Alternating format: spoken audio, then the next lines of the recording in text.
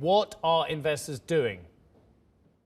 Well, what we have seen is a couple of trends, and that it's very interesting. First of all, we saw cash level going down, going up significantly in the month of January, and we have not seen the same cash level rising to equal levels during the current geopolitical crisis.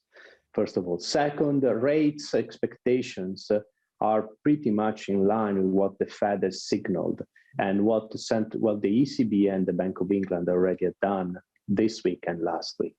So clearly, the market is held hostage at the moment of the crisis in Ukraine, considering that adds significant geopolitical risk, but that will potentially provide some opportunities.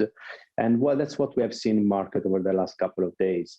Very, very quietly, investors are coming back to market. They are really looking at potentially equities as a way of increasing position, knowing that fixed income will be under structural pressure between interest rates rising and potential inflation.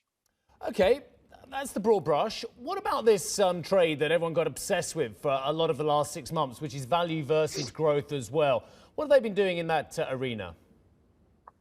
Well, what we have seen is a significant flow into value stocks. That was the beginning of the year, driven by valuation and the fact that clearly the sector, that type of factor underperformed significantly over the past few years.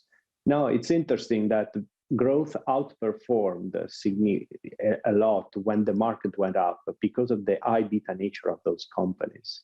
And if the market is really pricing the fact that rates expectation are already in the stock market, and we're talking about 5 additional hikes this year and 3 in 2023, and this is only the Fed, most likely some of those companies could potentially start outperforming again because expectations are already set. What we are really looking at the moment is really there are some sectors where valuation came down significantly. And if you look at some of the sectors outperformed so far, energy, clear trade, but maybe because of the oil price, could really run out of steam. But industrials, which is a sector which is a little bit more value, provides some interesting opportunities.